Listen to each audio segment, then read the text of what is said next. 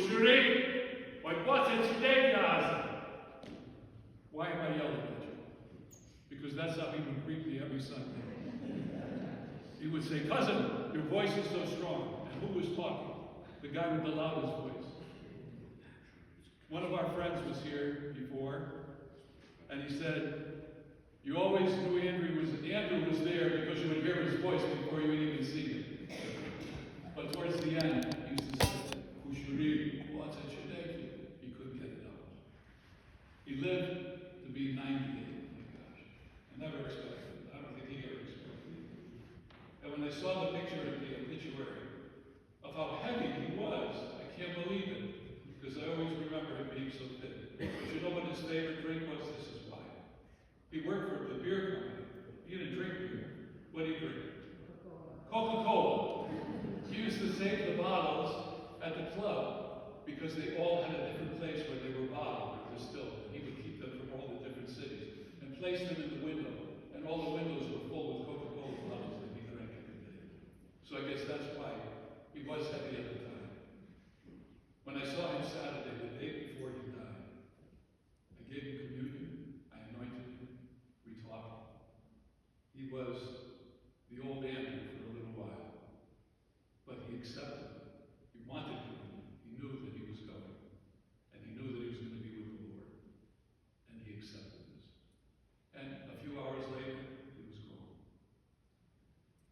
You know, I always tell you that I'm burying my cousins, but this one really is. He's the closest, you, Eureka, and Andrew, are my closest relatives from my mother's side. Our grandmothers were sisters, so we're second cousins. And he was truly a cousin.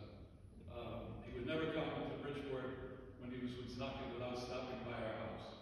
And not only that, bringing other guys with him. Like when they would come from Greece or from Romania, he would be the one to escort them and show them the different towns and bring them to our house. When the Florals came from Greece, I think we were the first ones to meet them. And I've known them for all these years. He would give you the shirt off his back, and many times he did. He treated people well. He even took in older guys, like Nasha's Drew. I have to mention them because they were always together. They were animal lovers. He loved horses especially, if you catch my drift. Even though they didn't own them. But they could have with the money they spent. He was probably the most read historian, political, and cultural guy that I knew. And I'm going to tell you something because he would tell you this. There's no need for the Federal Reserve.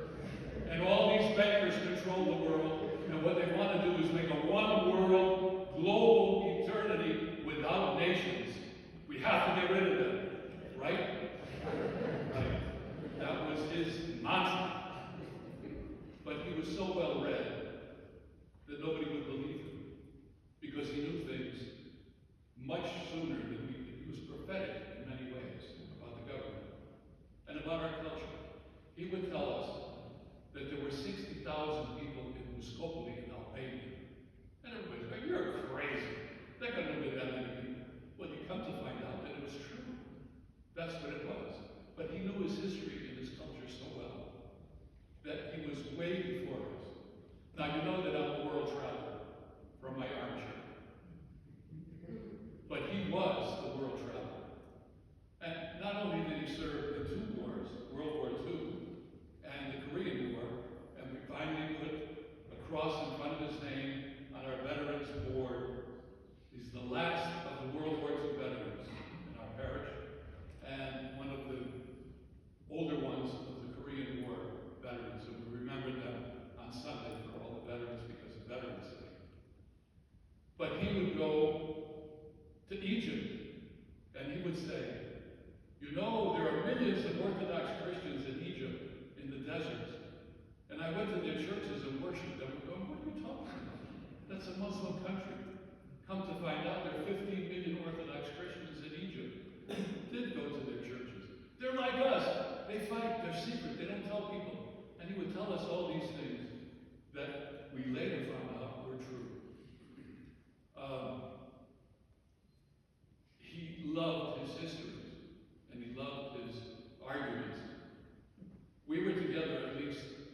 times a week, and probably 2.5 times arguing about something.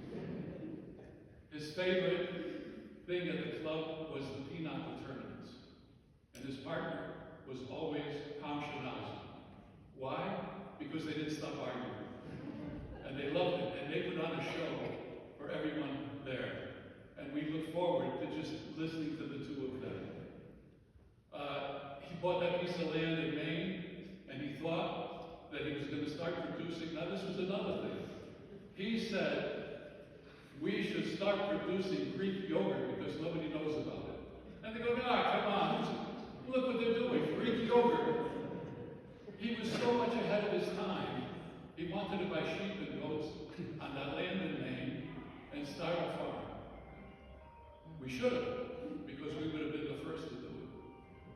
But nevertheless, he had his ideas and he lived in that world of his. But he lived in reality as well, because George and Andrew loved their baby sister, their 95-year-old baby sister.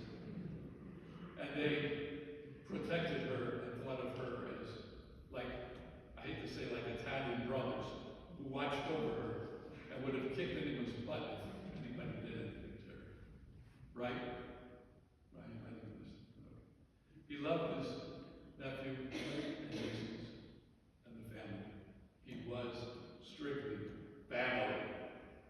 And he came to church every single Sunday. As much as he couldn't walk, and he had his walker, he still drove. And because of that, he made new friends in the church that loved him so much that he was so much a part of them. John and Lori Boudreau, Peter and Laura Basher, Peter and Darlene Kubik, Cookie Moran, Michael Babu, always he would call him up when he needed some help. And whoever sat around the table with them, now Mark and Janice Satur, and they listened to his stories. They probably heard him 100 times, right? But they still enjoyed him. John used to go visit him at the nursing home and bring him donuts and coffee, and they would talk for hours, even talking with the guy who was in the room with him, and now even he wants donuts and coffee on a visit for John to continue.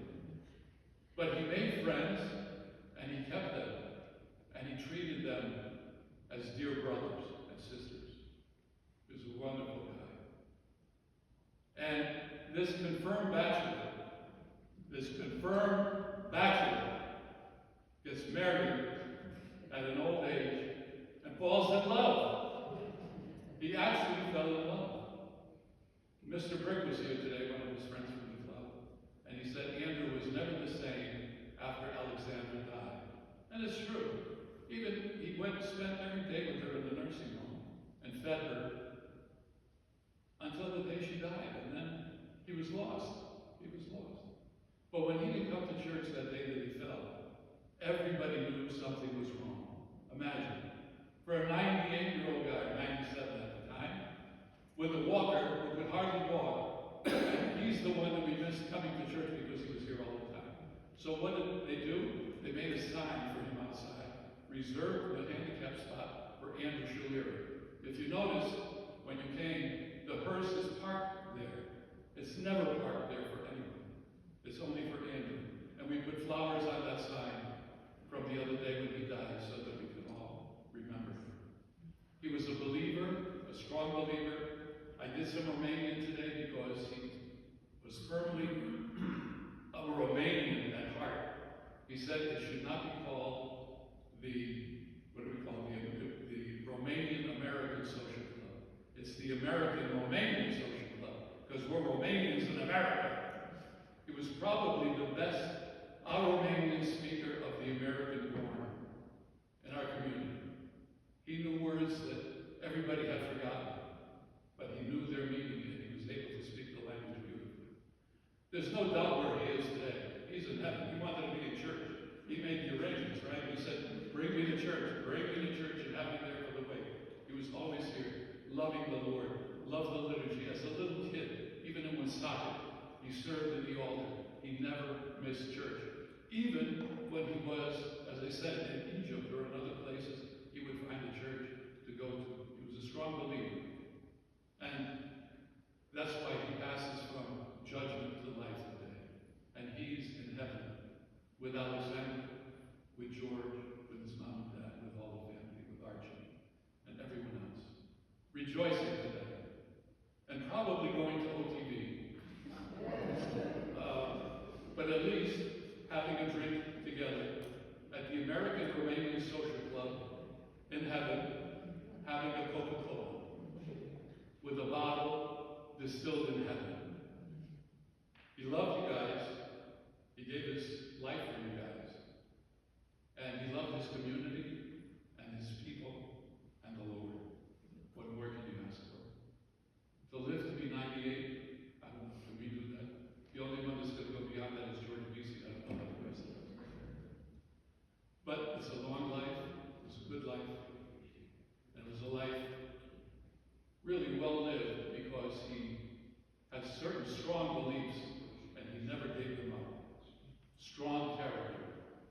And his beliefs were true and they were good and they were bad. And he leaves us with those remembrances for always. He's going to be buried in Woonsocket because he never really left Woonsocket, only in body but never in spirit. He's going to be buried next to Alexander. They're going tomorrow. For anyone who would like to be there, it's at 1 o'clock tomorrow at St. John's Cemetery in his beloved community of Woonsocket. If I had to hear one more time about Woonsocket, I think I would die. But anyway, a beautiful place because it was his hometown. And he would go back there to see his friends, even though most of them were gone. But he would still go back to reminisce about how wonderful life was in that little town of Woonsocket. And the only thing it has to offer is that it's the headquarters of CBS. Beyond that, Woonsocket has nothing, believe me. I'm sorry. I'm sure Eureka still loves it. So thank you for being here. To wish him goodbye, to offer your condolences to the family, and to tell him, Andrew, life well spent. And as is the tradition in our Orthodox Catholic Church, as his confessor, I ask you when you come up, if Andrew has offended you in any way, to please forgive him. And if you've offended him in any way, to please ask him for forgiveness, so that he might enter the kingdom of heaven peacefully.